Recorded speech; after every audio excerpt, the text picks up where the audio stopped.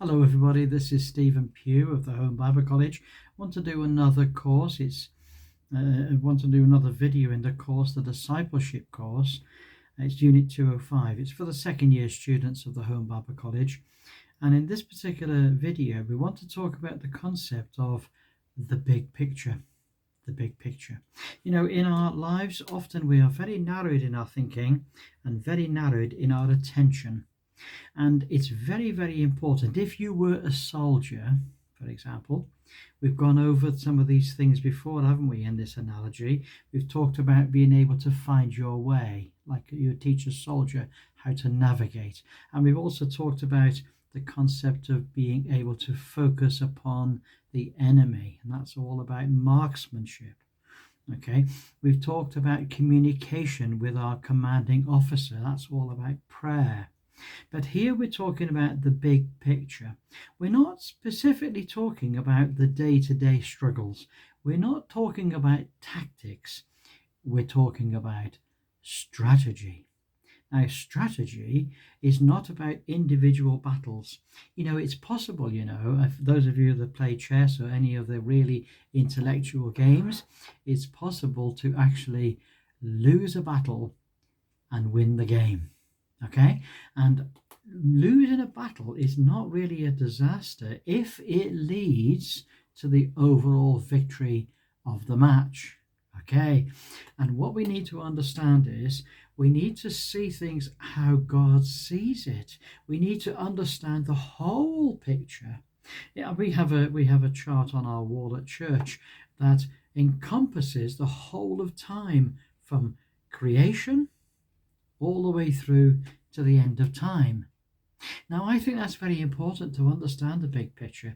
Once we understand Adam and Noah and Abraham and Moses and David, and we come right through the New Testament and the apostles and the epistles and the life of the church, and then we see that the church is leaving this world and going to heaven, and then we see the Great Tribulation, and we see the millennial, and we also see the eternal state. Once we have an overall big picture, then our minds are settled upon where we stand and where we are in the world today. Understanding the big picture is so important, and the big picture almost invariably is bigger than we think. Recently, a friend of mine said, when he was describing the Bible, I'm going to quote him exactly, he said this. He said there was this dude that believed God, and God promised to bless his kids because of him. Now, there's one sentence that summarizes the whole of the Bible. That's the whole of the Bible there, right there. And so we have the whole Bible in a nutshell.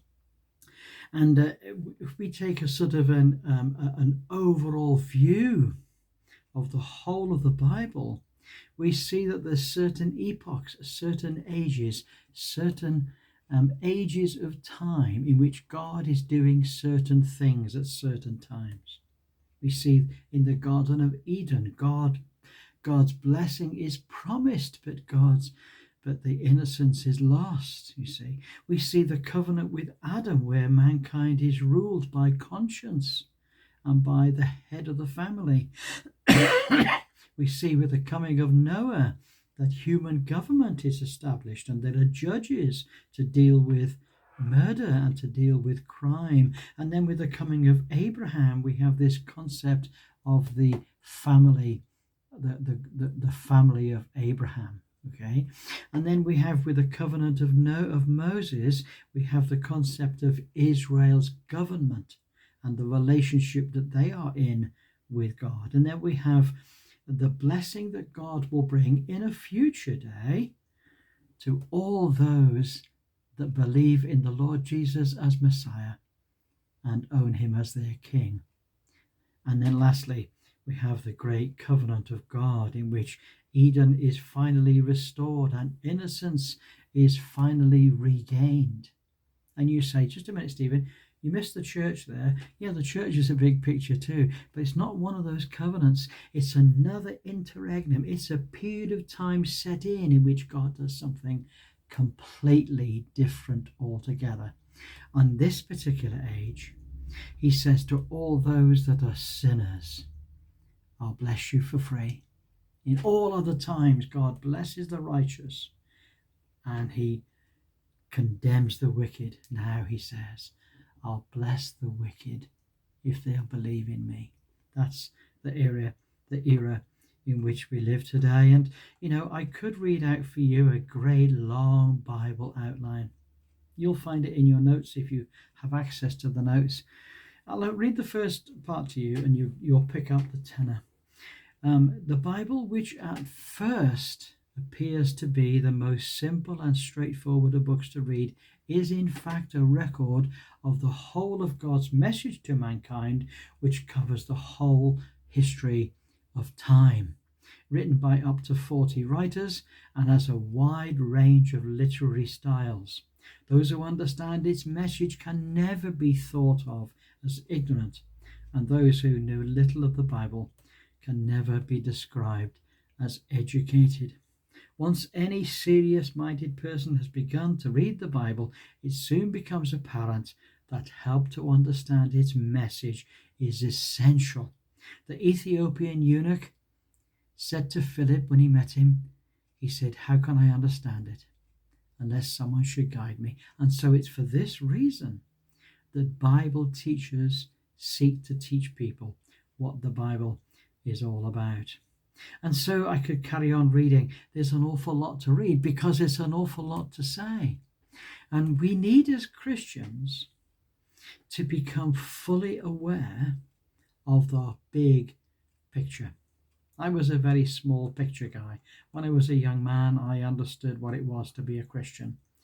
I understood what it was to believe in the Lord Jesus Christ and be saved. I knew that. But I couldn't understand what Noah was all about. I didn't understand what David was doing. How could I understand what Noah was doing? How could I figure out what Adam was about? There's a far bigger world out there than just the Christian. And that's what, as Christians, we need to get a grips of. The Old Testament was mainly 3 types of writing. Mainly. There was the first 5 books of the Torah, which is the law. Okay? Then there were the Nevim, which is the prophets. And the prophets go Joshua, Judges, Samuel, Kings, Isaiah, Jeremiah, Ezekiel, and the minor prophets. Those were the prophets. And then there were the Psalms, the Kibittim, the writings. And the Psalms were, well, there's the book of the Psalms, and then there was Proverbs, Job, the Song of Solomon, Ruth, Lamentations, Ecclesiastes, Esther, Daniel, Ezra, Nehemiah, and Chronicles. Now you may be saying, well, that's all out of order, isn't it, Stephen? It's out of order as far as the English Bibles are concerned, but it probably is in the correct order as how God sets the order to be. It's very interesting that the book of Daniel was a book that was sung. Isn't that amazing? It's amazing that the Psalms were all sung. It's amazing that the book of Job was a hymn. This is where we need to see the much bigger picture. We need to understand things much broader. When we get the overall picture, then everything seems to become much, much, much clearer. And of course, we could introduce the New Testament and go through all of the things. There are 4 major evangelists, Matthew, Mark, Luke, and John. They all present the Lord Jesus, but all from different angles, all for a different public, for a different readership, and for a different purpose. And then we have Acts. Now, Acts is really Luke's Gospel, part 2, and it's the story of the outworking of the church and the growth of the church. That's what Acts is all about. And because he's a doctor, he introduces to us all the different types of cases that could exist and did exist in those days for us to learn. Then we have the letters of Paul, and the letters of Paul come in mainly 3 groups, or you could say 4. You've got Romans, Corinthians, and Galatians. That's the first 3, where we have the gospel of God. And two cases in which they failed to grasp it. And then we have Ephesians, Philippians, and Colossians. These are three letters written in prison, and they talk about the mystery of God. First one was the gospel of God. This is the mystery of God. In 1 and 2 Thessalonians, we have the third group, which is the purpose of God. Okay, and then we have a set of personal letters. The first one is Philemon. And in the little book of Philemon, the Apostle Paul addresses a dear friend and a Christian brother. In Timothy and Titus, in the first and second letters of Timothy and Titus, we have faithfulness in leadership in the church. And then we have a set of 6 letters, Hebrews, James, Peter, John, Jude, and Revelation. Now, I say 6 letters, well, it's 6 different books, but some of them are double or treble books. And in each of these books, we have the prophetic message of the New Testament in relation to God's covenant people. That's what these books are all about. And I could easily sit here and go through all of the Gospels and what Matthew's all about and what Mark's all about and Luke and John and Acts. But you need to really set about for yourself to take a grip about what all this is about. It's your job, it's your task to become educated in the things of God and to understand the big picture. Imagine you're a soldier and you're on the battlefield and you know what's going on in your own little skirmish. Yeah, but what's going over on the other side of the hill? There's something else going on there. On that battle, they're not winning. On your battle, you are. But if you could go into a helicopter right up into the sky, you'd see that there's 100 battles going on. And you'd see the worldwide picture. The worldwide picture. And that is what, as a disciple of the Lord Jesus, you need to do. You need to become a student of the whole of the purposes of God. Now, in my personal statement of faith, and in the Home Bible College, we have a statement of faith which goes through all of the main thinking and teaching of the Bible and explains in very simple terms. For example, I'll give you the first one. It says, I believe that God has spoken through his prophets, whose inspired message is contained in the original text of the 66 books of the Bible. That's just the first statement. And we could go through each of these statements again and again and again. And what would we discover after we've done that?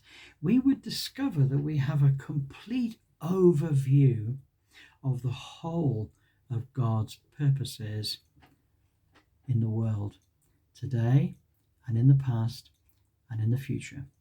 And that's what we're going to be encouraging you to do in this particular course, is to develop, okay, this overall view, this large, grand strategic plan, and understand where you fit in that plan.